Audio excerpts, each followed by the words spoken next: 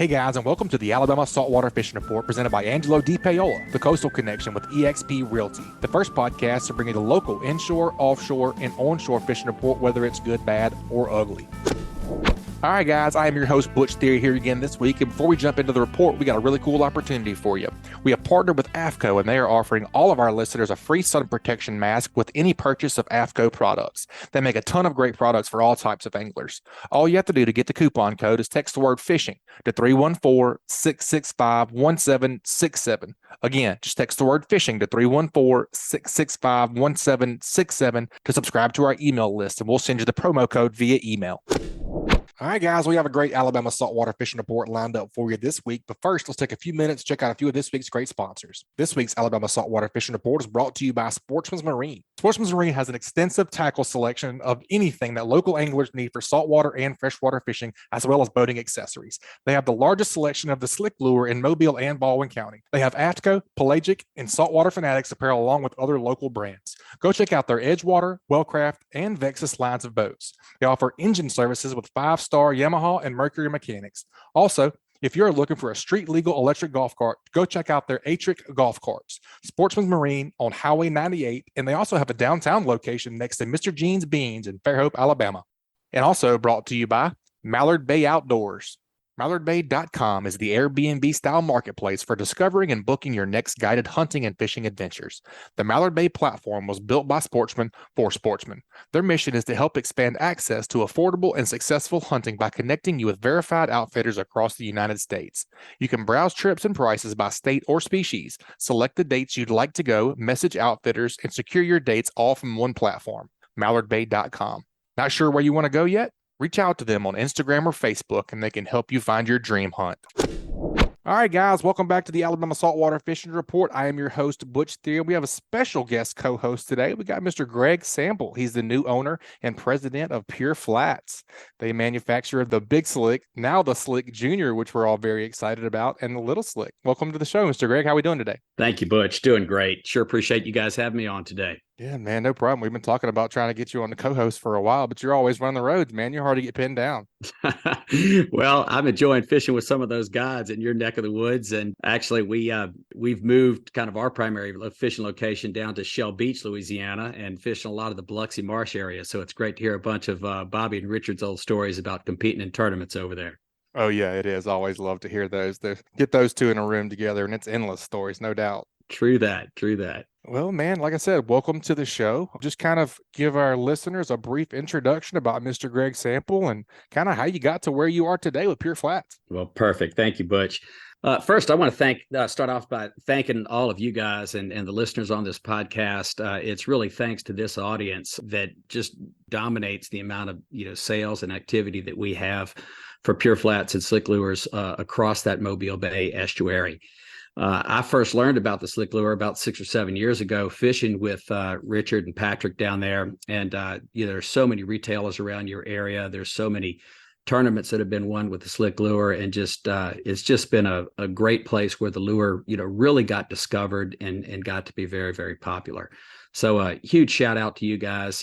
Thanks so much for all the support in the area. It's helped us grow into North Carolina and Texas and Biloxi and Mississippi and parts of Florida. And it's just been it's been really fun watching what's happened to this business over the last many years. Very cool. Definitely got a lot of slick heads around here. We've got a lot of people converted over. It's been fun learning it, man. And it's a very versatile bait. And I really enjoy throwing it, as you know, bass and redfish and speckled trout and striped bass and pretty much anything. I haven't found anything that won't eat it yet. So it's been fun. I'd love to hear that. Yeah, well, Butch, I'll tell you a little bit about myself. I grew up in South Louisiana. We had a fishing cabin out in the middle of the marsh, kind of near Galliano in the Golden Meadow area. Fished a ton with my dad growing up as a kid. We did a lot of duck hunting as well, and little flat bottom boats chasing redfish and trout all over that Louisiana marsh was just it's a perfect weekend for me as a kid. As we got a little older, we stretched our legs a bit, started running down to Fouchon and Grand Isle and fish at, some of the salter areas of that marsh. And, it was really a way of life and a heck of a lot of fun. kind of through my mid-career years, I ended up moving to Atlanta in the late 1980s, spent about 28 years with the Coca-Cola Company. And during a lot of that time, we needed a closer place to fish. So we drive down to Mobile, and that's really how we got to know Garmison and Rutland. There's a group of us from Coke that have fished with Richard and Patrick many years, for about 8 years now, at least twice a year. And like I said earlier, they are the ones that introduced me, to the slick lure. And it absolutely became our favorite lure to fish. It's so aerodynamic. You can throw it a long way. We love the erratic action of it. I started fishing in Louisiana, had good success there. And, not too long after that, fast forward a little bit further, right at the end of COVID, I ended up taking a retirement from Coke, was driving to Houston to buy a bay boat. And I was listening to Uncle Joey Landreneau on the Speckled Truth podcast, telling the story of how he had lost a bunch of treble hook baits, on rocks and grass over in that Big Bend area of Florida. And basically how he came up with the slick lure. And I'm just chuckling the whole time because, I'm sitting here thinking, gosh, we love that bait. Been fishing it for a while. It makes sense now why it's designed the way it is, with that single hook design and whatnot. And so a couple months later, we're again, fishing down there with you guys. We pull up to the dock. I hear this voice, and it's Uncle Joey on the dock. Had been fishing with Bobby that day, and so we had dinner that night. And Joey said, Greg, I'm gluing eyes on every lure. I'm, doing the retail packaging, the barcoding, and everything, and it's just gotten to a point that it's really hard to keep up. And so, he was probably in about 15 or 20 retail shops at that time. And it just made sense, for us to try to join forces and make a couple changes. And really, the last 6 months for me have just been amazing. It's been a total blast. We moved the business from Gainesville to Atlanta. We partnered with the Bobby Dodd Institute, who is one of Atlanta's largest employers of disabled workers. They do a lot of the caps on blood vials and things like that, a lot of warehouse and packaging work and so forth. So they do all of our eye gluing, bagging, and barcoding. We've got another strong partner in a fulfillment house called Phoenix Direct. So we've got a lot of inventory there. They're shipping our orders, pretty much the same day or the next day. And then our manufacturing is just a little bit north of you guys up in Birmingham. We have all of our lures manufactured in Birmingham and then transported here to Atlanta for, basically assembly, packaging, and getting it ready to ship. And it's really put us in a good position to grow. It's helped us introduce the lure to a lot more folks, and it's been a real joy watching that happen. I'll kind of close out by saying there's two things we're trying to get done with Pure Flats. Number one, we really want to support the conservation of these estuaries, across the U.S., whether it's fresh or inshore, or salt, but, love the things that are happening with the hatchery down near you guys, the things that Dylan are doing, the amount of science that you guys have learned about patterns and reproduction, and gosh, the flounder story is just amazing of what's happening down there in Mobile. It's incredible. So there's a big part of us that firmly supports and believes in doing everything we can to protect the estuaries and see our kids fish and their kids fish, and and have this resource be around for a long, long time. And then I'd say our kind of our second biggest priority is we want to see folks have a great time out there on the water catching fish, help folks set their personal best records, enjoy the lures they're fishing with, and have something kind of unique and different. And that's what we think Slick Lures and Pure Flaps brings to the table. Absolutely, man. That's a really cool story. Gotta love Uncle Joey. Great dude. Obviously a great innovator. He found a solution to a problem that he was having, and he went with it, man. That's pretty cool. You gotta admire that. Exactly.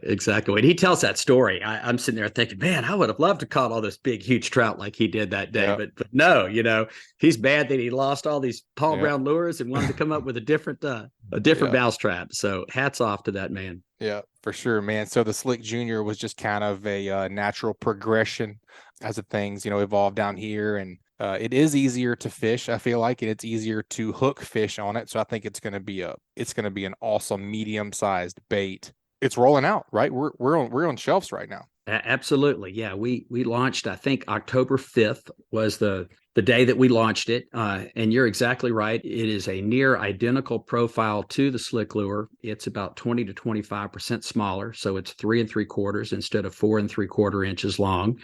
It's about 0.22 ounces, whereas the Slick comes in at about, right at 0.5, 0.48 ounces without a hook. And it just, it's got those same characteristics as the Slick Lure, with a highly erratic, every time you twitch that thing, it goes in a different direction. Scott Elsey helped us do some underwater pool videos with all the lures, and he actually filmed some over near Port St. Joe. And it's just amazing watching the bait fish chase some of those lures. But to your point with the junior, we're recommending that you rig it with a 3/0 swim bait hook. Hayabusa makes a good one that fits well. Game Kansu makes one that fits well. We're trying to find the right owner hook that fits it the best. But in addition to that, having the freedom just to put jig heads on it, right? 16th, 8th, 1/4 ounce, 3/8 ounce jig head with that exposed hook seems to get a little more consistent hookup, and if you want to throw it under a popping cork, we've heard Bobby talk about that. That's a good option as well. Last week, I think it was. Exactly. So, so we really like the versatility of it, and it's done pretty well in freshwater too. Yeah. Oh yeah. It's fun to have a new lure on the market. We've got a few new colors, as have been mentioned. This Ozark Shiner is doing really well. We've got this Midnight Slam that's kind of a purple with a silver belly and a chartreuse tail that's getting pretty popular. Plus, most of the traditional slick colors that have done very well. So yeah, thanks, Butch, for mentioning that. Yeah, no problem, man. And for our people here that are local, that can get out to the local retail shops and patronize the Slick Junior and the Big Slick and the Little Slick, where would you point them? And then the folks that can't, support somewhere local, where can they go get those baits as well? Well, we've got a retail locator on our site that will show you. I think we're in 41 retail shops currently, pretty much from Virginia to Corpus Christi. In the Mobile area, Sportsman's Marine, Jason over there does a great job. I think he carries every single color that we have. Jay over at Tackle This, Fisherman's Discount over there, south of Daphne carries our lures. J&M carries them. McCoy's Outdoors carries them. So we're in quite a few shops around the Mobile Bay area. But I'd say, check our website for the store closest to you. We love to support our local retailers. And if you don't have the color you're looking for, come to our website at pureflats.com, and there's a few specials out there, and of course all the colors that we offer. Awesome, man. I'm sure we'll be talking about the slick. Knowing our lineup here on the Fishing Report, we have some guys that are some slick heads on today. So, man, let's get right into this thing. Let's do it. All right, Mr. Greg, let's head on down and get our first report of the day. Let's get our inshore report from Captain Richard Rutland of Cold-Blooded Fishing. What you say, Cap? Butch, Daddy, and old Greg. What are y'all doing, boys? Just got to get these reports, man. You're first up. Tell us a fish story. What you been doing? Oh, hang on. I got to get this in. I'm old Greg. What you doing in my waters? Oh, yeah. Oh, that's Richard's favorite story. It is, for sure. What you been doing, man? I know y'all been doing some flounder tagging. I saw where you did a bunch of bull red tagging with CCA. You guys had a lot of success with that. Just kind of walk us through your last couple of days and what you've been seeing out there. Yep, it's been really good. The flounder fishing has been great. Little spotty here and there around working around some of these fronts. We had a real good cool off last week, and then kind of I've got a cool off going on right now. I had a little bit of a front come through yesterday, and it's always tough to fish right behind the front because I think it all relates to pressure. You get these low pressure days, and it seems like the fish really want to bite on those days, and then you're fishing the exact opposite conditions the next day. We've talked about that on the show several times, where you generally, like wind direction wise, you always have like some type of southerly wind that fills in the water level to all these systems. And then, the front comes through, you get that storm line, which we didn't have a lot of rain associated with this last one. And then the next day you get north wind and you get this big spike in the pressure going right back up. And that makes it tough always to, on all species. I feel like we definitely have seen it with flounder several times. Me and Dr. Doormat, Dylan Keene, and I doing this flounder fishing as much as we have through this time of year. When we get these fronts, we definitely see it affect them. But they obviously didn't leave after that first little cold shot where it dropped the water temperature down a little bit. But of course, the water temperature shot right back up, so it didn't flush them out. We had a banner day last Saturday down in the southern end of the bay. I think we caught 15 that day. 13 of those were taggable, and only one of them wasn't taggable because it was a Gulf flounder, because we're only doing southern flounders.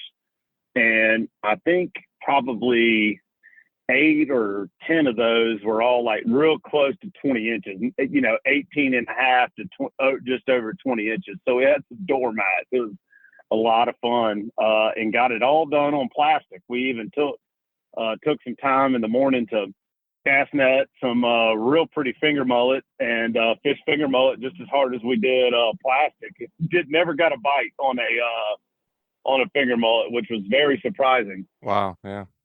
Yeah, I was back to your comment about those fronts. About 2.5 weeks ago, we were down the Biloxi Marsh, and that first early October front came through. I think it was like October 9th. And, we saw the water temperature go from 78 to 69 degrees.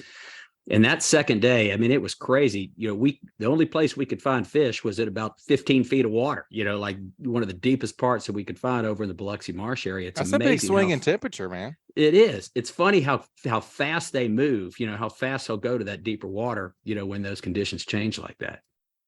That's right. And they're doing that, and you're only able to catch them there in that because there's stability in the water temperature. The water's not near as affected, as far as that drop that you're seeing. It's not near as affected in 15 foot of water as it is 4 or 5 foot of water, 3 or 4 foot of water, something like that. So that's why you're having success there. And that's something for everybody that's listening to think about as well, fishing behind the fronts like this. If you're catching fish in shallow water in an area and then you're fishing right behind the front, find the closest adjacent deeper water relative to the area. When I say relative, like if the system that you're fishing in, the deepest water is 8 foot of water, and you've been catching them in 3 or 4 foot of water, go find that 8 foot of water. Or if it's even deeper than that, you got to think about it. What deep water is relative to the area that you're in, that you've been having success in. Sure. Your foul relative deep water is going to be different than your dog and in the bay, and West End, Dauphin Island is going to be different than all up here. That definitely makes sense. And we do harp on that a decent amount because it is very important. That's right. But anywho, old Greg, let me tell you, we've been doing all that flounder fishing at Pure Flats, just dropped that Slick Junior.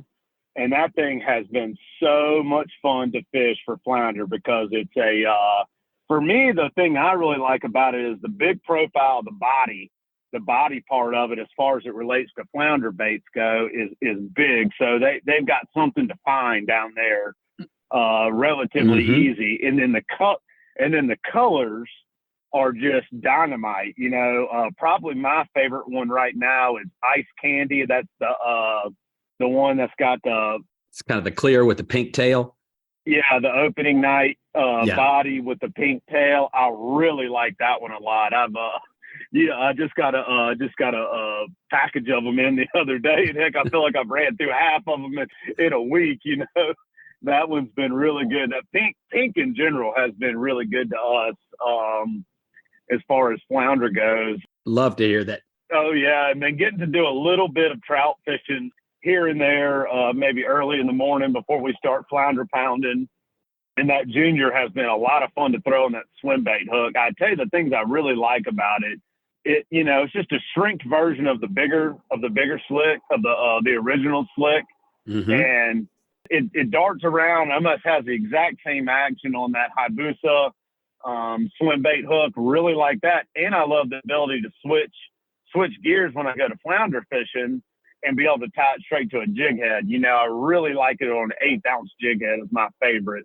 I'm glad you went there. I was curious to ask, how were you rigging it most of the time? Are you using a lot of Procure with flounder? And, how are you working it? Are you doing the hop drag? Like, we talk about, you don't want to get it over your ankle. That was my next question too. How are you working it? Yep, that's exactly right. I mean, I'm not doing anything different as far as my retrieve goes on a grub, but the thing, like when you get in some shallow water and you can see it and see what it's doing down there, it hops side to side so much, just like the big slick has for years that we've been fishing it. It really darts like what we'll call left and right a lot. So I think you're covering a lot of water with it, versus some of your other more streamlined grubs that you're using when you're fishing for flounder. Kind of just hop straight in a straight line almost back to you, and this thing wants to dart left, right, kind of go up, down. It's all over the place, making all kinds of commotion. And like I was getting back to the bigger profile of it as far as a grub goes, it's moving water down there, and it's kicking up mud and kicking up dirt, and those are the things that the fish are picking up on when you're moving it along. And then Greg, you said something about the Procure. It gets in there real good because y'all got that little belly slot down there in the bottom. Mm-hmm. So that's the first thing. I squirt a nice line of that Procure in there and then cover it around.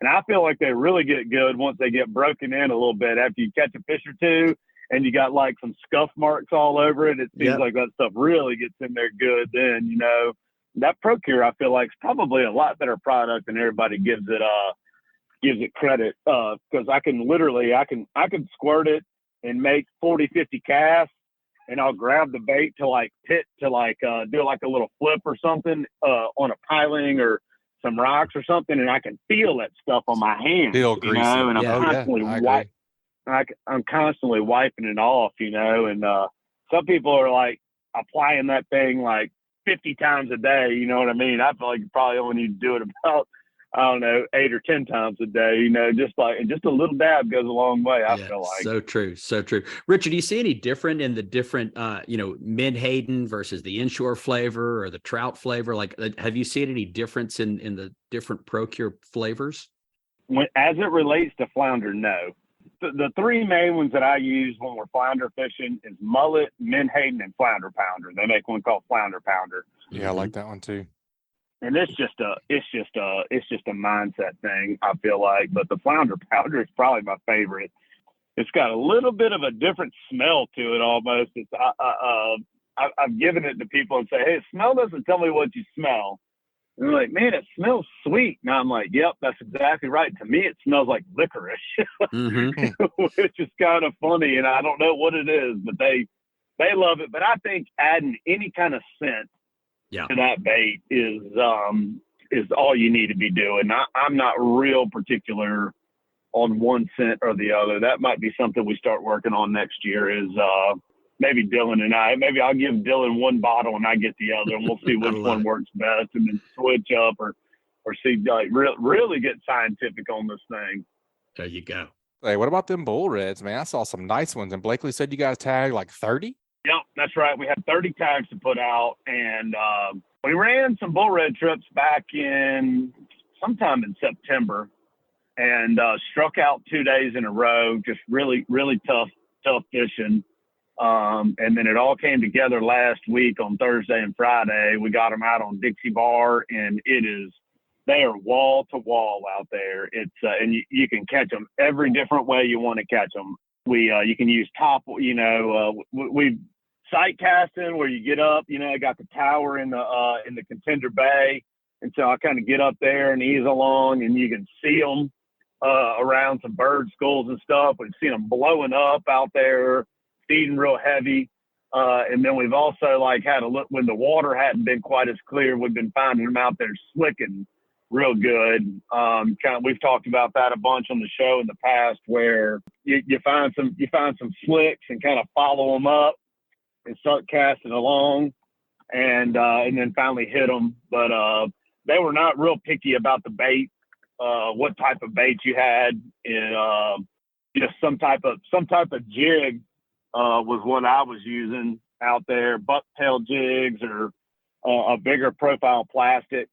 And then they obviously like a little scent too. I don't think it really mattered. They were so fired up out there. But the other thing I did too out there was throw some big poppers at them. They really like this topwaters, like tuna poppers.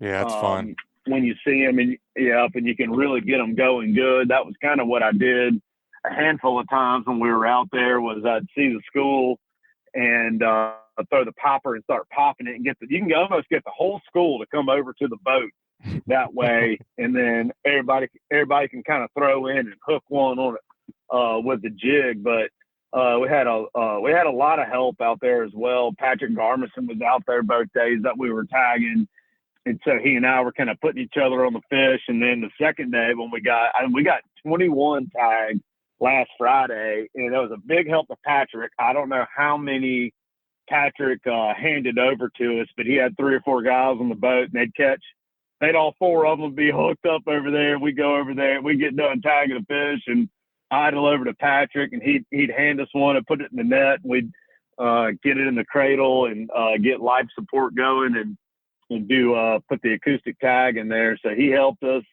And then some of the fly fishing guys out there, Sam Glass and his buddy Graham. I can't remember Graham's last name. He's a really nice guy. He gave us a few fish. That's right. Yep. He's incredible a super good photographer. Guy. Incredible photographer and great fly fisherman. Yep. He that was the first time I've met him, and he great guy. Just I've never heard anybody say anything bad about him, man. Super nice guy. Helped us out. And but anyway, it was really neat to get them both out, all of our tags out in 2 days. Richard, like how far can you guys pick up the signals on those audio tags?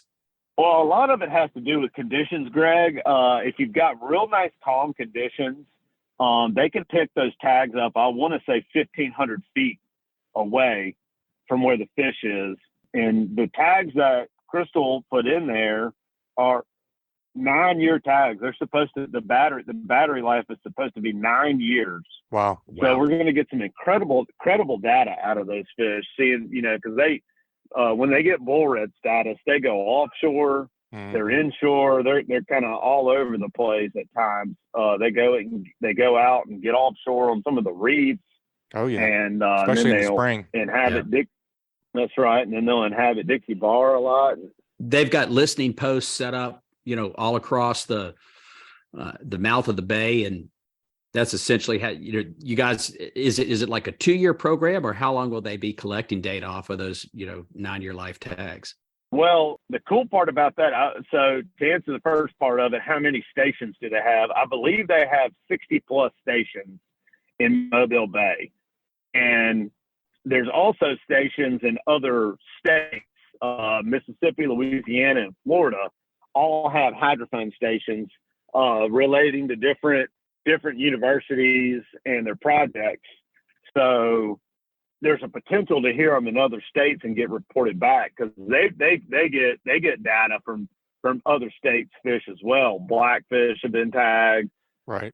Jack Crevallias are getting tagged, and then even sturgeon. Some of the freshwater projects, sturgeon like Gulf sturgeon and Alabama sturgeon, I know are 2 of them that will live up in the rivers and do stuff in the rivers and then come out to the Gulf and whatnot. So they, it's a real big collective effort. Yeah, that's very cool, man. Like finding those bull reds on Dixie Bar. I know you said they were kind of slicking up and giving themselves away that way. You use your side scan for any of that? For sure, use that Ray Marine really comes in handy at certain times, because most of like a lot of times what I like to do, especially first thing in the morning, when you don't have a lot of real good sunlight, is I usually run to the tip of Fort Morgan and I set the boat down, and I generally don't jump back up unless I see like a big wad of birds working and a bunch of crazy fish activity underneath some birds. I go around all over the place and just look. So you're just putting and scanning until something gives itself away. That's right. I'm either looking for the slick, I'm either looking for some birds working, looking for pogies flipping, something of that nature. And a lot of that depends on the water clarity too, being able to see them. It seems like when we've got like a real good incoming tide in the morning, the water cleans up across that bar really, really well, and you can just almost see them. Figure out by seeing the school, like seeing a big shadow in the water or kind of a copper color in the water. And then when it's not, you got a falling tide and whatnot. That's when the slicks and the bird activity is what you really need to kind of hone in on that. But the side scan definitely comes into play. You really can, it put us and Patrick on a bunch of fish late last week. So that's definitely something. I usually set my side scan to shoot about 150 feet each side of the boat. So I'm scanning 150 to the right and 150 to the left is where I feel like I get about the clearest image in that depth of water through there. just ease along till you see some fuzzies on the sides or something that doesn't look right. Yeah. That's the best way. They're like, okay, guys, there they are on the right side, throw over, or circle around and get up current of them and go about it that way. Makes sense. What about speckled trout, man? That's kind of all we haven't talked about really as far as honing in on. I think I could go catch a flounder right now and a bull red. What about speckled trout? I know you mentioned a little bit in the very beginning. What's this kind of drop in water temperatures got those guys doing if you've been chasing them? Man, speckled trout's been kind of giving all of us a little bit of fits lately. There's a couple of the tidal rivers are starting to have some life in them on the western side of the bay. The Delta has not. The Delta's been very spotty on the reports. I know Captain Bobby and Captain Patrick have both made some big loops through the Delta with very little to report. We usually, generally by this time of year, we're catching them pretty good just south of the causeway from the Delta and whatnot, and catch them under a lot of birds and shrimp. And the birds and shrimp are all there. All that's going on, but it's been mostly catfish and jack crevallias and things of that nature. And so the times we are getting on them, it's a really good one day, and you go back the next day, and it's like somebody flipped the switch. So at a little bit of a loss for speckled trout here lately. It's been very inconsistent, I would say, given the time of year, time of day, like the length of the day, and then water temperature, water clarity, all of that stuff is through the freaking roof. The water's super clear everywhere, super salty everywhere, lots of bait everywhere. It's not making a whole lot of sense. But I don't want to say that they have no choice but to straighten up soon, but they probably don't. Fall in line. But of course, I know. But of course, I did get a report that some guys went out and fished some deep water structures in the bay the other day and caught fish. So maybe they're just knows what's going on with them. Yeah, maybe they're just kind of right smack dab, kind of caught in the middle of the, kind of working up to the fall transition, and then it'll get cold and they'll try and go into it, and then it'll get warm, then it'll kind of be like, oh, well, I got to go back, and then it'll get cold again, and they just kind of don't know what the hell to do. They're in limbo. Flats and holes. That's right. That's right. I kind of feel like it's all just going to happen all at one time. You know what I mean? There's not going to be any type of transition. It's just going to go wham, and then bam, they're like in the rivers and biting, and everything's going to kind of go nuts for a little while. And hopefully it'll kind of continue on this dry spell and not get a bunch of flooding upstate for that Delta bite to start happening. Yeah, start to shape up.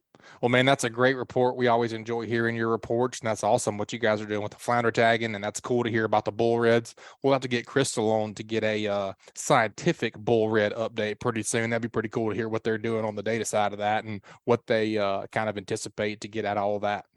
Definitely. Yeah, well, I tell you, having Crystal on here, y'all will definitely hear some excitement about the bull reds. That is her favorite. Out of all the stuff Crystal gets to do, from catching grouper and tunas and marlins and red snapper and amberjack and everything else, and flounder, speckled trout, redfish is absolute her favorite species to target and do anything with. She just gets tickled to death about just redfish in general, whether it's a bull red or slot red or whatever it is. She's always lit up, but she really gets lit up whenever we start talking about bull reds and getting to go catch and target those. So she'll give you the full rundown on that. It'd be really interesting to see what a lot of those fish do. That's great. Rich, I share a quick story with you. Last Thursday, I was fishing with a good buddy of ours, this guy, Asa Martin, over near St. Marks, Florida, south of Tallahassee.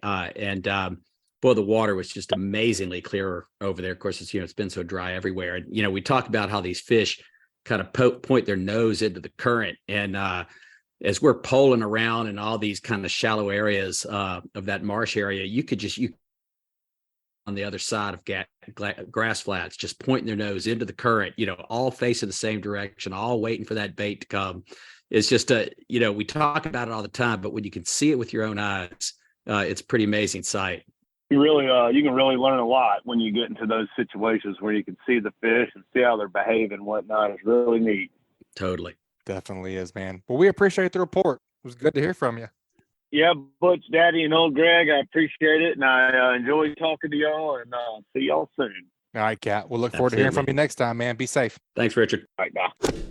All right. I know Blakely Ellis over at the CCA Alabama has a cool event coming up. Let's go see what Blakely's up to. Welcome back to the show, man. What you got going on over there in Orange Beach, Alabama? Oh, well, thanks for having me, Butch. We are right here putting the finishing touches on our last event of the year. So it's going to be our Eastern Shore chapter Fallout. That's their 26th annual. And that is we actually have a title sponsor for that now. So the Tool Expo Construction Supplies is our title sponsor for that event over there in Fairhope on November 3rd. We're going to do it at the Eastern Shore Arts Center. It starts at 6:00. And we've got a lot of great stuff. I know you're going to only allow me a certain amount of time. Otherwise, I'd be talking until the batteries ran out. But we've got some really great stuff. And I guess I want to go ahead and actually say, if anybody's interested in coming to the event, we're not certain that we'll have any tickets left at the door. We've had a really good response from the sponsorships. And so after the sponsors, that really only leaves us with, a handful of tickets that we do still have online. So if somebody wants to go, please don't wait. Go ahead plan and accordingly now. Yeah, go ahead and get them. And it really, it's not fair to the caterer, to us, to the other people. If everybody comes at the last minute, and the venue's it's not a huge venue. So we're going to make sure we don't get ourselves into a jam. And so if you want to go, don't wait around and go ahead and get some tickets lined up.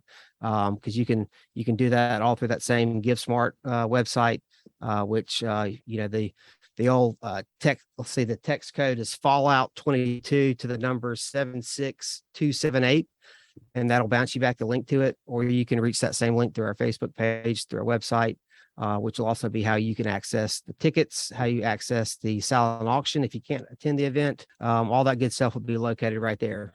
Awesome, man. Yeah, it looks awesome. I'm looking forward to attending. I think the wife and I are going to get to make that one. I mean, $90 for a couple ticket. You can't even go out to lunch and have a beer for that.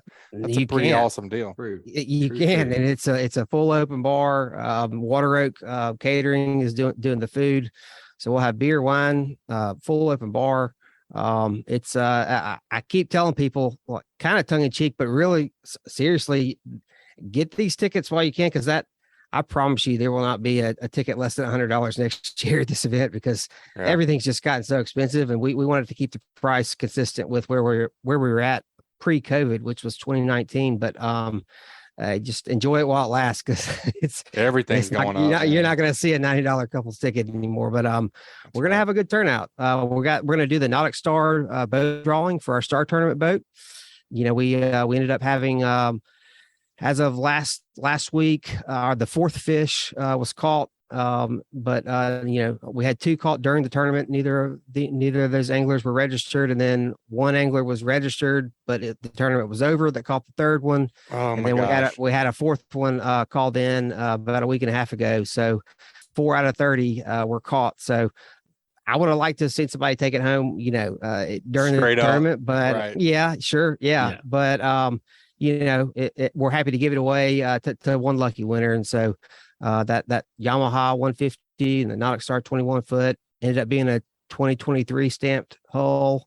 And then we've got a Magic Tilt tandem axle aluminum trailer. So that'll be there next Thursday night. We'll do a Facebook Live event for that.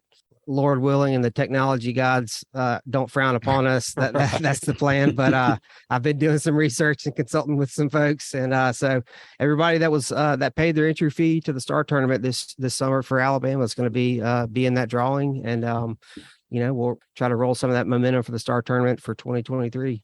Very cool, man. Blakely, the format for this year's tournament, happy with it? You see changes for next year?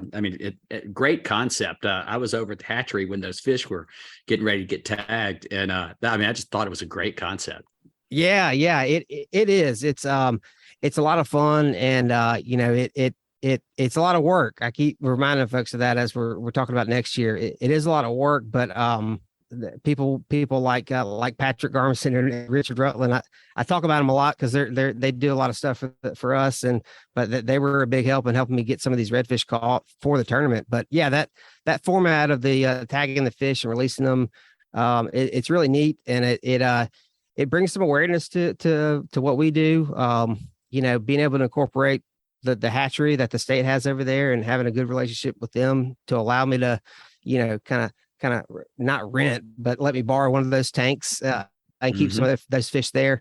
Kind of takes the stress levels down a little bit for me from not having to count on it going out and catching the fish, tagging the fish, and releasing them. And so, but yeah, it's pretty neat as far as the format goes. I'm certainly not going to do any more than 30 fish. I wasn't shy when we first started talking about this. I put together the first proposal that we were going to send to, I think it was Yamaha, and I was working with our national office, and the part that talks about how many fish we're going to release, I had 12 put in there. And our Robert Taylor from our Houston office was like, well, I think we need to do more. And I was like, I don't want to. I know how many of these redfish get recaptured from our tagging program. It hovers around 14%, and so it won't be any more than 30 fish. It'll probably be 30 fish again, and I'll still be highly secretive with where those fish are deployed, and we'll keep the same color tag. Working. Hopefully, we'll have Nautic Star again. I believe Yamaha has said they're in again. So all we're going to try to do is expand it. Pick up some more sponsors so we can maybe have some early bird drawings or some early bird incentives for people to sign up. But right now we're going to stick to the big main single species, single prize, grand prize, and see how it shakes out from there. Very cool. Great stuff. Great stuff. Well, going back to the November 3rd thing, you guys text Fallout 22 to 76278. And I know you always guys do it right with the Daiwa. There's Ingle. There's a bunch of sim stuff. There's boat. Let's take a couple of, hit us a couple high points. What are some things that are going to be hot items this year? So Hookfire Outfitters, they've got an outfit down in Argentina for a dove hunt. So that's going to be a 4-person. We've got a lot of fantastic artwork that we brought some of it for the Orange Beach event 2 months ago, and it did really, really well. Both the guys and the women were going crazy over it. I've got Hayden Old's Tarpon Trip. That's going to be a live auction item. So if you wanted to bid on that and you've missed it in the last few years in the silent auction, find somebody that's going to be there that can bid on it for you if you can't, because that's a really popular item. The other tarpon trip we normally have with Troy Price, he actually has kind of flipped the script on that, and he's going to do a 2-person sight fishing inshore or fly fishing trip. He said he didn't like the pressure of so much that the tarpon are so finicky. And after this summer, he said he'd rather that's fair. He'd rather so he'd rather do an inshore sight fishing deal out of his skiff. So we've got the one tarpon trip, got a 3-foot by 5-foot full sized American flag that was flown over the U.S. Capitol in Washington, D.C. by Senator Shelby.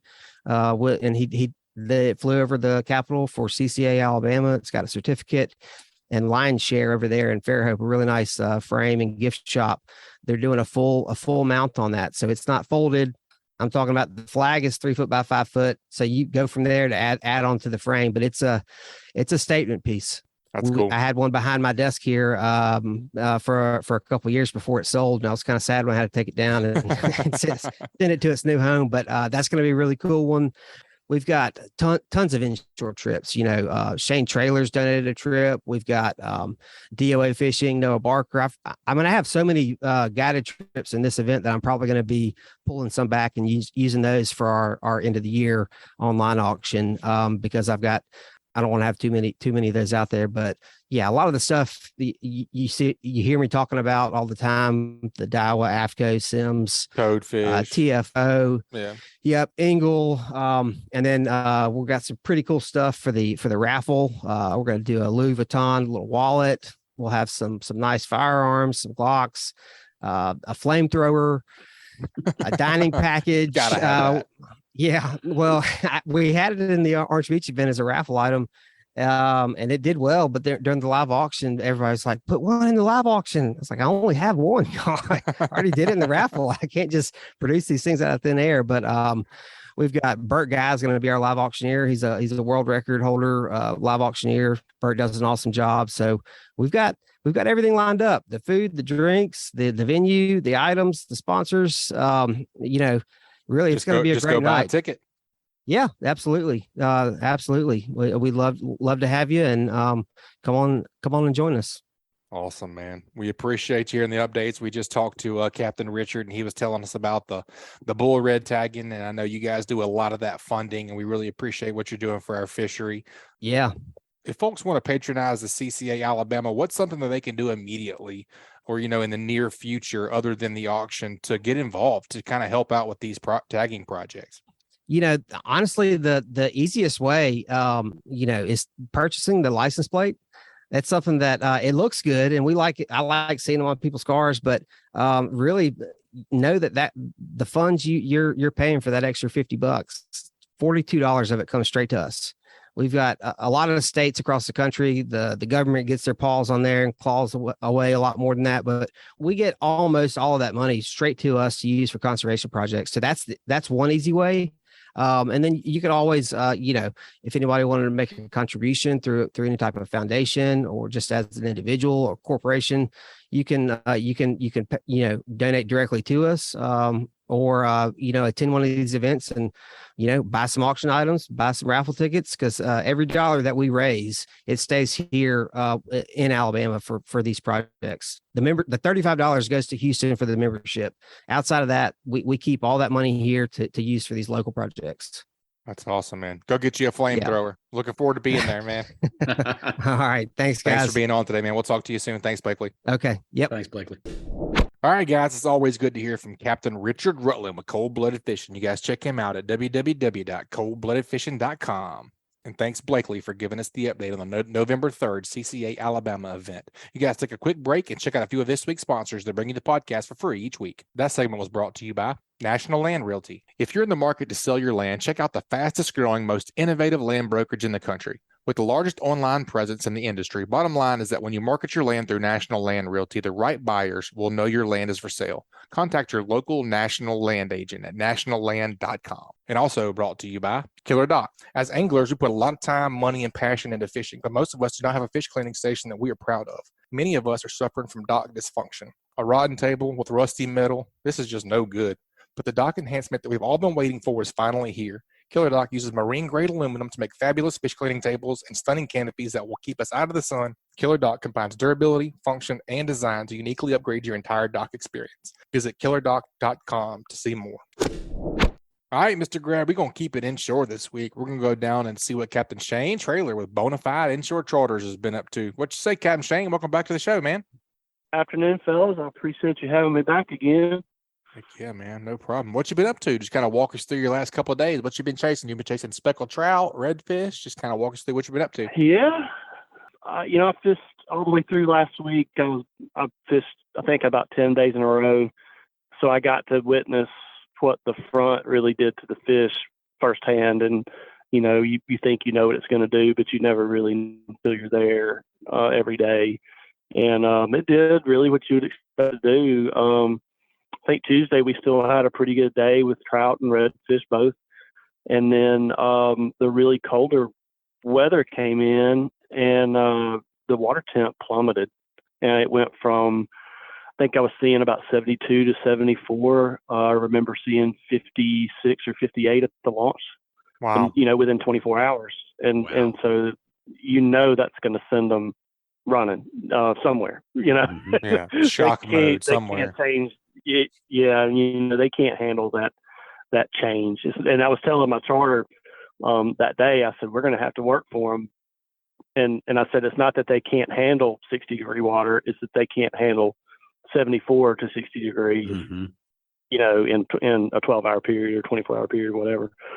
And so we still caught them, but the bite kind of slowed down there for a couple of days, but we still managed with my trusty redfish have saved the day once again.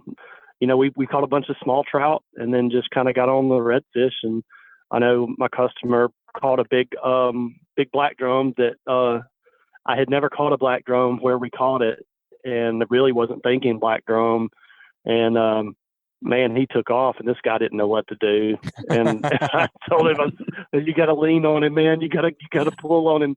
And he almost got him under a dock, but we got it in, and he bottomed out my boga grip. So I don't know how big he was, but over 30. Heavy. But yeah, guys, biggest fish he's ever seen, or biggest fish he ever put his hands on. And he's like, this made my whole day right here. And I was like, good for you. That's awesome, man. My first question is what are you doing to combat, that big swing in water temperatures? But it sounds like you just kind of switched species and went after the redfish, kind of take bird in hand. Yeah. The first morning before the water temp really plummeted, the temperatures got down, but the water temp didn't move very much. And that's, I think, Tuesday maybe. So we still caught trout that morning and redfish right there together. And they were in, 5 feet of water.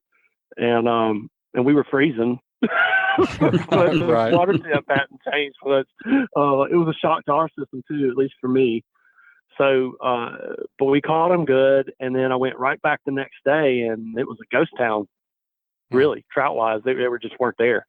And so I just started hopping around and trying a few things. And like I said, we were catching some fish, but it wasn't the quality, I was looking for and that I felt were there.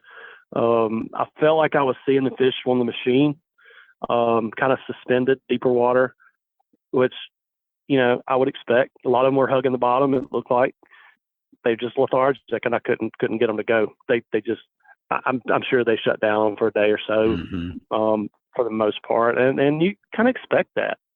But they can't go long without eating. A day or two, and they got to chew, and then that served Friday, I guess. So we had cold front or cold weather Wednesday, Thursday, and then I think Friday it had leveled out. The water temp didn't change that much. It was still like in the low to mid 60s, but it has been there now for a few days. And man, they had the feedback on right back. I mean, they were right back where they ought to be, and caught some good fish, in that kind of 3 to 4 pound range. I was throwing the slick a lot. And I had my customers with the shrimp. I had a couple that were throwing the slick a little bit. And then I was throwing it just kind of, searching a little and looking for a bigger bite. And I got them. I let them get off, Oh, no. which is typical for me. I'll say I'm getting all that out of my system before December. You got it. Well, Shane, But, had they moved back to the shallower water again, or were you finding them, kind of in between depths? No, they were right back in the shallow stuff. And Friday, as a matter of fact, we had to be back at a certain time. My customers were on a schedule. But we've caught our biggest fish and best, bite really trout wise. We found them at 11 o'clock and they were in 3 to 5 feet of water. Wow. And I mean, they were eating artificials. We were out of live bait at that point. And I asked the guys, I was like, we got about an hour left. You want to run? Let's go up here, farther back in the rivers than we've been. And I was like, just go back and drift. I'm just curious. And I told them, they're pretty good fishermen. I said, I don't think we're going to get on anything at 11 o'clock with a bluebird sky, but let's just go see. And we get back there and now, as happens very often, these fish were right in there tight with a bunch of mullet. There was pogies in there, and the pogies weren't on the surface. I only knew there were pogies because I saw them, under the boat, swimming under the boat. I looked down and I thought they were mullet. I was like, oh, those are pogies. And then there's gangs of mullet in there that are way too big for trout to eat, but they were in there with them. And I had a couple hit that were, I didn't do anything wrong. They just missed the bait. They hit it and faded off. I saw the fish bite. They hit that slick like a freight train, and they just missed it. And I've seen them do it a lot when they'll come up and you can see the fish bite, and they bite and they kind of fade off. I know you guys have seen them do that. They hit it and then they kind of fall backwards real easy. And usually when they do that, they've got it in their mouth. Yep. And so when I saw them do it, my feet came off the deck of the boat with the hook set, and here it comes right back at me. Duck. But, oh man. That's just fishing. You know, it was just was one of there those a things. was there a tide change in the middle of the day? I'd actually fished last Thursday, and it was really slow in the morning, and then boy, after the tide changed, it really picked up. It was kind of that middle of the day surprise, which was kind of fun. That's always nice. Yeah, and I don't really remember what the tides are doing. I want to say they were falling most of the day, or maybe had a high tide early, and then it started falling. I'm not. Don't quote me on that, but or I already did. I'm on being recorded. That's right. I think that's what was going on, but no, it was really just out of character. But I think they were just hungry, and we saw those fish around those mullet. And I started getting excited. We pulled up there, and I mean, these mullet were some king mullet. If you were in the smoking mullet business, you'd have been happy. They were huge, and you could see their lips. Yeah, man, you could look down there like that looks like they have lips, and like those are mullet, and they're big ones. But I had an old guy several years ago. We got on a bite that I know people have seen what they call smoking mullet. Oh yeah, where they're just hovering on the surface. We were around those fish, and we were catching trout like crazy, and they were right in the mullet. And if you got away from the mullet, you get no bites. And you turn around and go right back through the mullet, you get bit. And they weren't eating the mullet. They were big enough where there's no way they're eating the mullet. And the mullet aren't spooky. They're just hanging out. And maybe it was a security thing. Maybe they were just chilling with some fish their size. Right. And that's what this guy was telling me. And this is all, theory, but it made sense. And because a lot of times I would see these big gangs of mullet, and I was like, oh, we got to get away from these things because, there's nothing in here eating these things. Well, what he thinks is they use it for cover.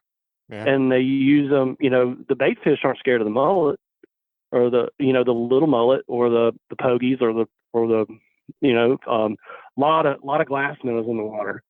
And, they're not scared of the mullet. And so they come up around them, and guess what? There's a trout and ready to eat them. And I really think it holds true sometimes. They're not all the time, obviously. But it held true the other day. And I got excited when we got around the mullet and we started catching fish. The guy's like, "You're right." I'm like, well, mark that down. Right? That's right. I was right one time. But there were redfish in there with them too. I did see a couple of reds in there right with them. And they were all about the same size, like you said. So they're, good size fish to catch. But I think you're right. I think they kind of schooling up by size, and they're using them for cover or security, or when there's 1,000 fish in the water, everybody feels safe. So, good point. But it really seemed to kind of bounce right back. And I know on our last talk we had talked about seeing the fish staging up at the mouths of the rivers and things like that, and I think they kind of made that move pretty quick. I think they kind of in there where you like them to be, and I did make a swing through the delta. I'm no delta master, but I know where to catch some fish up there, and I know some signs, and man, I just couldn't make it work. And we find bird schools and find all the ingredients. The water looks amazing. We just never could put it together. I'm sure somebody has, but it wasn't me. Yeah, I burned a lot of fuel trying to do it. We hadn't heard of a banner trip up there yet, and we just talked to Captain Richard, and I just don't think it's quite there yet. He's kind of under the impression that it's just going to happen overnight. 0 to 100, 0 to 100 fall pattern, and I could definitely see that happening. Yeah, I agree. And again, it's not. I've had some really good trips and been blessed with some luck, but I have gotten out lately on my own a little and checked some spots and things that I thought were going to work, and I just show up and there's nothing there, and no signs of life in some of these places that I thought would be great, and then they're just not. But there's plenty of good ones, and we were talking to somebody earlier, and I said, look, man, if you like fishing a place, go there and try it, and you're probably going to be okay. It's really setting up on a typical, for me anyway, a typical fall bite. And now they are still here today and gone tomorrow. If you smash them on this spot today, it doesn't mean they're going to be there tomorrow, but I don't think they're going to be far. Yeah. You may just need to go around the corner or across the river or something. But they're not going to be far. They're really wanting to get in these rivers. So Yeah. that's why I like to catch them anyway. Yeah, me too, man. Last time you were on, you were kind of seeing a few sheep's head around. We talked to Captain Scott Kennedy last week. He was seeing a few. We hadn't talked to anybody this week that's seen a few. You've been seeing any sheep's head around? I have kind of looked across those, and I haven't targeted them like I would. You know, I have a customer coming that texted me this week. He said, "I want to go sheep's head fish," and I'm like, "Well, let me go first." Right. But, Let me find some. I kind of looked across them, and I was fishing some boat docks, you know, that I like to catch redfish on. Really, we started catching some pretty decent sized sheep's head, no monsters, but they were legal. Every one of them were legal, and they were, 14 to maybe 17 inches long at the fork. Perfect. So, it's good, solid, great way to dull a fillet knife and keep customers happy and babies fed and the whole 9 yards. Great way to dull a fillet knife. That's hilarious and accurate. So true. I've gotten better at it, but it does work on a knife. That's right, man. Well, same thing with the sheep's head. You just kind of using dead shrimp, live shrimp around some different kind of structure. Anything in particular you would give our listeners advice on going this weekend? Yeah. So, and this is kind of a technique that I use a lot. We talked about it a little bit last time about me using the clip-on corks. That's right. Yeah, when I get into some of these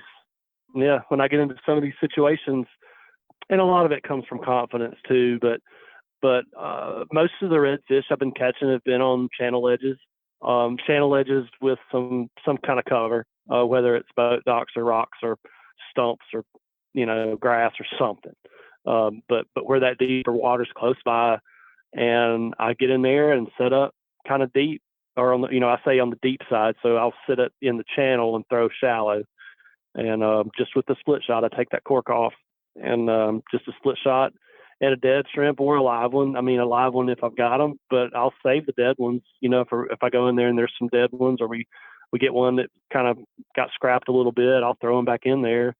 And it's more of a finesse type fishing than the power popping cork, making a lot of noise, covering water. We're going in and throwing that split shot in and just kind of tickling the bottom with it. And I always tell people they're coming downhill, so you're throwing up shallow, and every time you bump that little, kind of twitch it, it's falling down, just like a shrimp would, kind of jump off the bottom and then they slide. And that's all we're trying to do is mimic that. And, if a redfish or a sheep's head or anything is around, they have a really hard time letting that go by. Mm-hmm. It's kind of a quick, easy meal for them. And it pans out for me a lot. And especially when the fish get finicky. And I always hear my father's voice in the back of my head: when the fish get slow, fish slow. That's right. What he used to always say to me. Yeah. And it works. Great saying. I mean, it really does work. Yeah. And they're not active. They're not in there just gnawing at everything. And if you slow things down a little bit, sometimes you get those bites that, you're not going to get if you rip a bait past them. Yep. Man, that's great. That's a great tip. That's a great report, man. We always look forward to hearing from you. Thanks for being on again, man. If folks want to get up with you and book a trip, what's the best way to get in contact with you? Just call or text me is the best way. It's 251-709-5433. My website is bonafideinshore.com. You can book on there, just read a little bit and kind of see rates and all that kind of stuff. But my number's on there, and that's the best way. It's my number. You can shoot an email to me as well at bonafideinshore@gmail.com. But again, the phone number's the best. So I'm probably on the water. That's right. Leave a message. Text me and leave a message. Yep. Sounds good, Cap. But I will get back to you if I'm busy. That's right, man. Well, we appreciate the report. Those are some awesome tips for our listeners for this weekend trying to get out, man. We appreciate the report. And if you get out there, man, be safe. I will. Thank you very much, mate. Thanks, Cap. Great talking to you, Shane. All right, folks, that was an awesome inshore report from Captain Shane Traylor over at Bona Fide Inshore Charters. You guys take a quick break and check out a few of this week's sponsors. That segment was brought to you by Dixie Supply and Baker Metalworks. Dixie Supply and Baker Metalworks are proud to be your metal roofing headquarters for over 40 years. Save time and money by buying from the most reliable manufacturer on the Gulf Coast. Buy it today, pick it up today. With the addition of their new store in Cantonment, Florida, they now have 8 locations to serve you. Dixie Supply and Baker Metalworks, your metal roofing headquarters. And also brought to you by Fish Bites. For over 20 years, Fish Bites has been helping anglers all along the Gulf Coast and around the world put fish in the cooler. Ask for Fish Bites or Fish Bites Fight Club lures or visit fishbites.com. Fish Bites, made in the USA. All right, man, let's head on down and get our last report, but certainly not least of the day. It's actually been a while since we've heard from old Dauphin Island fishing. Welcome back to the show, Tanner. How we doing today, buddy? Oh, thanks for having me back, Capt Butch. It's been pretty good, man. It's been, successful fishing and good times, pretty weather, and also some struggle trips as well. But I'm doing well. How have you guys been? Good, man. Good. I used to know where to find you all the time on the beach, but now you just seem like you're roaming around everywhere. Yeah, man, I'm here and there. I've been blessed to get on the boat with a lot of cool people and do some boat fishing and inshore, offshore stuff as well. It's been really fun, man. That's awesome. Well, let's start land-based, man. Kind of talk us about. I know you've had a couple good trips, a couple bad trips, that's what we do. The good, the bad, and the ugly. So just kind of walk us through what you've been seeing from land, and we'll go from there. No doubt, man. That's what I was just thinking when you said it. It's the good, the bad, the ugly, and report's the report. It's definitely not all is what pretty. It is. That's right. That's right, man. That's right. So I've been going at it, pretty heavily on the land when I can. I made the move down to Coden from Mobile recently in the meantime, and got myself a little fish camp going on down there, and it's been real fun. I've been fishing a lot in my spare time and making some land-based trips, and like you said, it's not all been great. I've done a lot of flounder fishing and trying to target those guys like I was, 2, 3, 4 weeks ago on the land, and fishing a lot of these similar areas, and don't necessarily want to call them spots because all over the island there's places that you can access if you take the time, and just trying to play off conditions and wind and current and seeing what we can do, and been going, and the flounder have just been leaving me lonely. It's been tough stuff on the land, and same for trout, and I hadn't really been catching many reds from land either. It's been kind of a couple of skunk trips going on. I think white trout may have saved the day a few times. We all know what that feels like. Oh yeah. Yeah, no doubt, man. I don't think that you're alone, like out on an island with the tough bite. We just talked to Captain Richard a few minutes ago, and he said the flounder bite's been pretty tough too. And there's a lot going on with these fronts that are coming in. It comes in, it's 85 or 80 to 85 degrees, and then overnight it blows, and then it rains, and then the water temperature drops 10 degrees. What the heck's the fish doing? You know what I mean? They got to be freaking out just as much as we are. I think we probably talk about this every time we transition from, Sure. You want to say 4 seasons, but down south we really have like this really awkward period. Summer and winter are our main seasons, but between that we don't really have a fall and a spring. Like it goes balls to the wall hot, and then it goes to what we would call frigid cold. You know what I mean? Yeah. And I'm sure they're confused. And just then like back we to are hot with in the 2 weather. days. Right. We don't know whether to bring a sweatshirt on the boat or not. Like I'm sure they're just as confused as we are. Gotta be, man. I agree. We had some really epic flounder pounding trips doing the tagging with Cold Blooded and Dr. Doormat. And we caught a ton of fish. And then I think the most recent trip that I went on with them about a week ago, it was I don't think we had 4 super fishy guys on the boat. It was less than 10 fish came on board, or maybe right at 10. It was a struggle, man, and that's just how it goes sometimes. True that. That is definitely how it goes sometimes. It's just that time of year too, man. Like you say, I'm pretty sure I said these exact same words last week. It blows, and then they have to take a day or 2 or 3 to get used to the new water temperature, and then as soon as they get used to that, then it changes again. It's kind of a weird. That's weird right. Time of You year. and Captain Bobby were saying that. Yeah, just a weird time of year. It is a weird time of year, man, and it's truly just one of those things we as fishermen kind of have to deal with and acclimate to, and if you want to catch them, you kind of got to learn how to deal with it and find them, figure out where they're at, or maybe target a new species and see what may be swimming around the areas that you don't know about. It's kind of how I've been having success. We're talking about new species. What else you been catching? What have you been audibling to whenever the desirables. Not that everything isn't desirable, but the speckled trout and the flounder, whenever they're not giving it up like they should, what you been honing in on? Well, when the flatty patties break my heart, I've been falling back to the I've been falling back to the old to the sheep's head method, man. We've had this weather change and all this weird stuff and cold weather at night, and the water's getting a little cooler, so the convicts are trying to escape their marsh grass and come out. Got to catch them.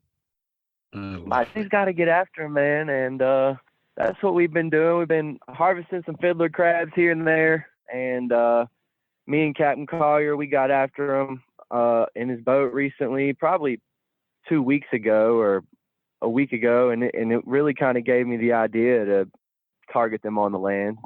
And me and Collier got out there, and we just wrecked them. It was like insane. We were like, okay, well, there's got to be something to this. And kind of funny, we've been trying other areas on the land and in the boat, and it doesn't seem like they're very far south yet. Every sheep's head that I've caught has been north of the island. I haven't been super successful catching them on the island, on the land, or in the boat. But on the land, we did catch them across the bay, and that was super cool. And it wasn't, they weren't few and far between. I think we caught 8 or 9. I went fishing with Drew Giles from the Fever, and we got after them, and it was really cool, man. We were fishing some docks and some maybe, quote unquote private areas that everybody couldn't access unless they had a gate code or whatever. But we were getting after them on the land and targeting some dock systems. We caught 9 or 10, and all of them were over 15 or 16 inches to the fork. So pretty solid fish, and put some dinner in the box. And that was cool. That was a really good trip. That's great. Hey, Tanner, I remember listening to you on, I think it was one of the first or second podcasts you were on. And yeah, you were talking about a hook change you had made. Tell us a little bit about that. What's your setup? What kind of hooks you're using, for the convicts, and fill us in a little bit there. Yeah, man, absolutely. I early on in my sheep's head career last year, kind of learning about them.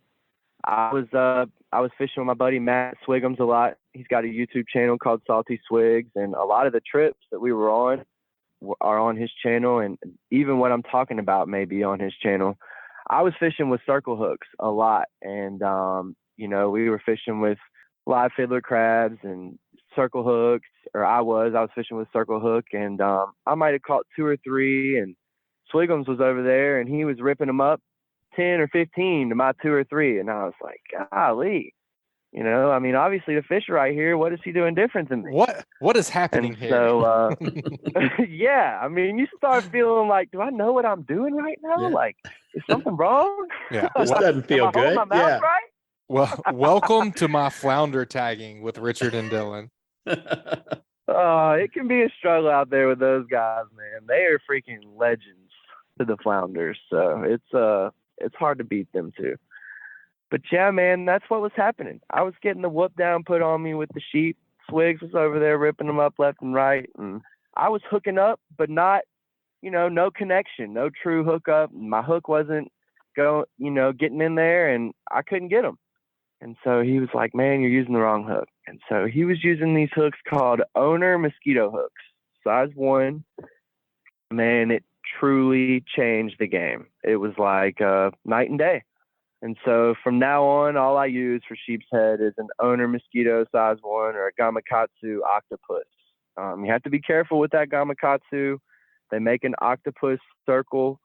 Stay away from that. It's just the octopus in the size 1.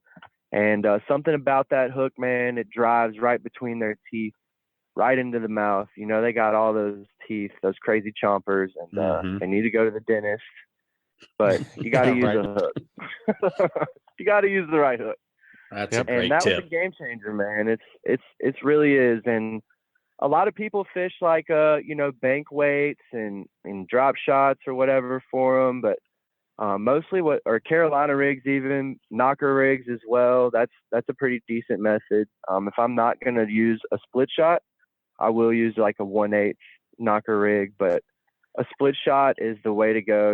They make an arrangement of sizes. And I mean, I even have some that weigh like a quarter ounce in my bag right now. And I just put one split shot, like 6 inches up from the hook. And I'm running 20-pound leader and 10-pound braid. And I use just like my trout setup. I got a Daiwa BG 2500, and it's a Fenwick rod, 1/8 to 1 ounce, and it's like a medium fast action, and it's great. Super sensitive, so I can feel that little nibble because they do have a super subtle bite. Oh yeah. But it's got enough backbone to rip them up, and it's the way to go. Nice. That's awesome, man. Yep, that's a great report and some great tips. What you got coming up? What you doing this weekend? You going on a boat? You going on land? What's your setup? Man, I think I'm gonna do some stuff with Spencer, old Captain Spencer Kite on the DI Reef Monster. I think we're gonna try to chase some cobias tomorrow, and Nice. we might get after something this weekend. Do the old bro trip and see if we can't find some fish, and it'll be a good time. But I'm sure I'll try to get after some sheep's head as well today. Before I even started the report, I was out there again with Mr. Drew Giles from the Fever, and we were doing some sheep's head fishing, and I think we caught 30 or 40. Wow. And it was a really good day. A lot of them were actually pretty small, but we were able to get a 2-man limit. We put 20 in the box, and about to stock up the freezer and Heck yeah. start releasing Ceviche them right rigs. there. That's right. You gotta stock up, and you gotta harvest some fish sometime, but you also gotta release them every now and again too. So Oh yeah. I had to harvest today. I was running a little short, and we're gonna get after it. I took 10 home, and he did the same, and we tried to do some flounder pounding after, and wasn't too successful, but we had a really good day, man, and it was awesome. So I'm sure I'll get after it this weekend, but I don't know yet. We'll have to see. Maybe next time I come on, I'll have something cool to talk about. That's right, man. I think that that's a great report. I mean, it's the good and bad and the ugly, truthfully. I think that we're going to, whenever things start kind of evening out here, whenever we get, Richard was just talking about stable water, trying to maybe focus on deeper water whenever the water temperatures are getting a little lower, at 15 feet, the water's a lot more stable. It doesn't change as much as that top, 5 feet or 3 feet. So finding a little bit more stable water. And man, I would think that the land-based stuff is got to be picking up whenever things get a little more stable until we get the next front, right? Yeah. That's right, man. That's right. So, man, I got to know, what's your favorite way to prepare the sheep's head? Man, the sheep's head are seriously a phenomenal eating fish. It's a really hard question. I mean, I'll put them up there like against flounder. It's top tier. If people don't know, man, high, huh? They should really find out. Yeah, bro, that stuff is good. I know it's They don't good. call him bay snapper for nothing. No. That's true. Well, what's your go-to? If you're I getting one and love you're some all sheep. you're getting one, you're stocking back up the freezer. I know you're going to eat some fresh tonight and tomorrow night. What's your go-to? Well, you already highlighted it, man. The ceviche almost has to happen once I get to those sheep's head, and it's the first few times I've touched them. So ceviche is going down. It's one of the best ways to eat them. You got to get your veggies together, your purple onion, a little bit of tomato, some habanero, and you got to chop it up with some bell pepper and maybe throw some mango in there and get everything diced up real nice and the same. Whip out the lime, the lemon, the orange juice, maybe a little grapefruit if you're feeling fancy. Dice up that fish and let it sit in that acid for a long time. It'll turn all white. Mix in your veggies. Let it sit there a little bit. Maybe drain it off just a smidge, and then whip out the Tostitos, and man, it's going to be great. One of the best things you've ever ate. Two of the things that stuck out to me whenever I ate your ceviche was, I believe you put in corn, and it must have been the mango because I was thinking pineapple. Man, I sometimes will do both, pineapple and mango, and I haven't done the corn. I'm sure it's good, but I know people love corn, but I'm not the biggest corn guy. It must have been somebody else's I'm thinking of, but yours was definitely delicious. Some grilled corn I'll throw down, but I don't want any cold corn. I'm good. No cold corn allowed. Well, man, that's a great report, dude. Those are some great tips. We always enjoy hearing from you. Folks want to follow you on the Instagram and the Facebooks. What's the best way to get in touch with you? Yeah, man, you guys can check me out on Dauphin Island Fishing on Instagram. That's where I spend most of my time. I'm also on Facebook at Tanner Deas, Deas. And if you want to see some cool videos that maybe I'm in, you can check out Captain Collier on YouTube, Salty Swigs, and the Fever has some stuff coming up soon as well. So y'all stay tuned for that. And it's going to be some really cool stuff. I enjoy getting out there and displaying all the fish and the amazing fishery that we have. So y'all check me out. Any questions or anything like that, y'all let me know. And I'd love to talk some fish. Awesome, man. We always appreciate hearing from you, and be safe out there, dude. We look forward to hearing from you next time. Sounds good. Yeah, man. Thank you so much for having me. Greg, Butch, it's awesome talking to you guys. Y'all be blessed, and y'all get tight and have a good time. Be blessed this weekend, and we'll talk soon. Always, man. You as well. Thanks, Tanner. Nice talking to you. Awesome, guys. That's a great inshore and onshore report from Tanner Deas with Dauphin Island Fishing. Let's take a quick break and check out a few more of this week's sponsors. That segment was brought to you by Hilton's Real-Time Navigator. The days of heading out and blindly looking for good fishing areas are pretty much over. Don't waste time and money on fuel searching for fish. You need the most recent, highest resolution images to not only know where to go, but where not to go. The knowledge provided by today's technology is critical when planning an offshore fishing trip. Make the choice that professional captains all over the Gulf make and choose Hilton's Real-Time Navigator. The easy-to-use interface and excellent customer service will have you on the fish every time you go. Check them out at hiltonsoffshore.com. And also brought to you by Test Calibration. Is your diesel engine showing signs of low pressure or excessive engine smoke? If so, you may be in need of a repair to your diesel fuel injection system. Test Calibration has been selling and servicing diesel turbochargers and fuel injection systems since 1976 and are up to date with all the latest diesel technology. No matter if you're running a diesel in your boat, tractor, or truck, Test Calibration can help you. Contact them at 800-822-0057 or visit them online at testcalibratindieselandturbo.com. All right, Mr. Greg, as a guest co-host, you cannot get out of here today without doing What Did You Learn, man? What'd you pick up from today's show? There's a lot of good information flying around. It was a good show. I love the What Did You Learn section. Well, I got 4 things, Butch. I love Richard's comment about the side scan. You know, a lot of times you're out there, you don't see sign. You know, we all know the tradition of clean water, bait, you know, some kind of activity, but when it's not there, you know, I love the side scan idea, idling around, you know, until you find them. And it's amazing how successful that can be. Well, those guys are so good. Those guys are so good at their electronics that it's just, I'm still getting used to I don't even know how to work the dang thing on my new boat, my Blackjack, the Garmin. Yeah, the side scan things.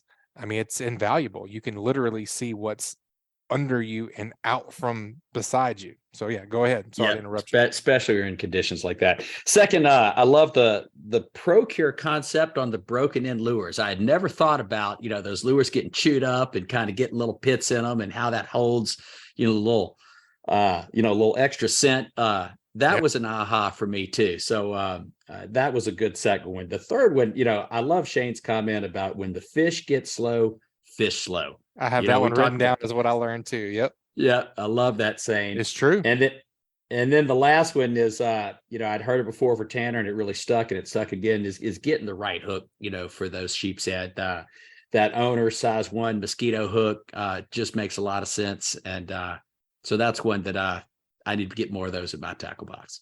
Yep, I understand, man. It's all about matching up. You know, I mean, you don't want, we talk about it all the time on here as far as live bait and even artificial. I mean, you don't want a sheep's head hook with a hardtail for an amberjack. I mean, it makes a big difference matching up what you're using with your terminal tackle. Yep. And learning from these guys that do it all the time, you know, really have honed in, you know, the right equipment for the job.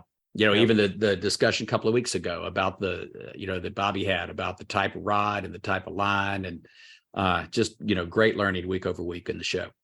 Yep. Oh man, you cut your learning curve in a quarter or a quarter of a quarter. I mean, how long did it take those guys to figure that out? You know what I mean? We get to listen in and learn every week. Exactly.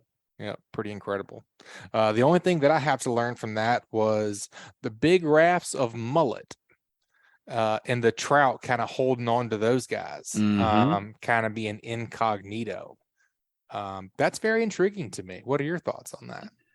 Yeah, you know, we've all pulled up to those bird schools, you know, and thrown a couple of lines in safety there. in numbers, right? I mean, safety in numbers. If you're not worried about these fish eating you and they're the same size as you, why would you not hang out with them? Yeah. And, you know, I was going to make the point that, you know, you pull in a couple of sail cats and you're like, oh man, you know, there's nothing here. But then you kind of get around some edges and stuff and you pick up some trout and you're like, wait a minute, there's more here than, the first thing you see. So Meets the eye. Yeah. exactly.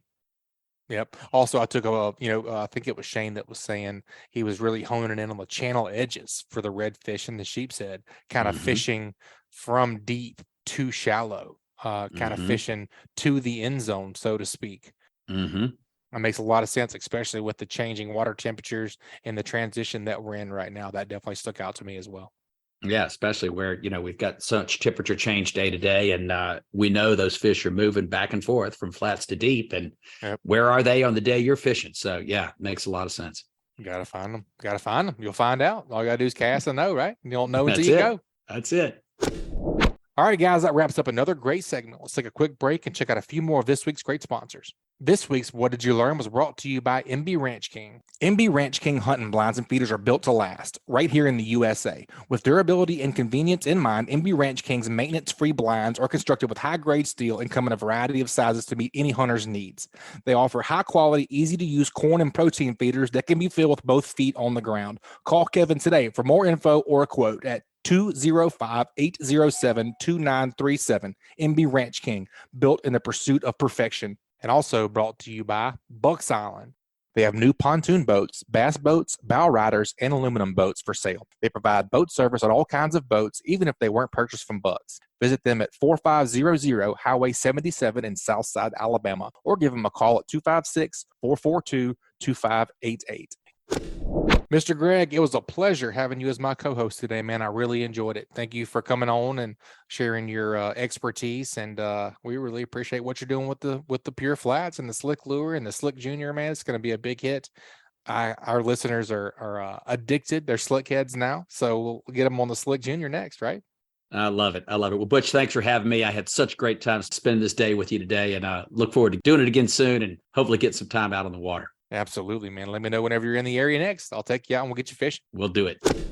All right, folks, that's going to wrap it up this week. You guys, please make sure and subscribe, rate, and review wherever you listen to podcasts. And don't forget to text the word fishing to 314-665-1767 to get that free AFCO sun protection mask promo code, and also to be added to our email list. And we'll send you the new show each week. You guys keep whacking them. Be safe out there. This week's Alabama Saltwater Fishing Report brought to you by me, Angelo DiPaola, The Coastal Connection. Find us online at thecoastalconnection.com. And also brought to you by Sam Stop & Shop. Sam Stop & Shop is your one-stop shop located at 27122 Canal Road in Orange Beach. Sam's has a little bit of everything, including a deli, inshore, offshore, and surf fishing tackle. They also have bait, clothing, groceries, name brand sunglasses, and so much more. Stop by and shop or call them at 251-981-4245 today. And also brought to you by Admiral Shellfish. Admiral oysters are available by the dozen at Bon Secour Fisheries, Inc. in Bon Secour, Alabama. From a simple, nutrient-dense appetizer at home or a shucking party with friends, Admiral oysters will steal the show. Follow their adventures on Instagram at Admiral Shellfish Co. And also brought to you by Richardoni Family Dentistry. You're going to need a good dentist, so you may as well make an appointment with fellow angler Josh Richardoni. He provides services for all ages and accepts most dental insurances. Call today to book an appointment at 251-342-6672. And also by Photonis Defense, simply the best in-class night vision systems ever built. Contact them at photonisdefense.com to learn more. Photonis Defense, Masters of Darkness. And also brought to you by United Bank. United Bank supports our farmers with financial products and services designed specifically for agribusiness. All loans subject to credit approval, equal housing opportunity lender, member FDIC. And also brought to you by L&M Marine. L&M Marine has something for everyone, from small hunting boats, pontoons, as well as bigger bay hybrid boats for the hardcore angler. Go visit them at 34600 Highway 59 in Stapleton, Alabama, or call 251-937-1380. And also, Foster Contracting, Fortified Roofing Pros. Did you know you could save up to 40% on your homeowner's insurance with a fortified roof? Learn more at fortifiedroofingpros.com or call them at 251-973-9999.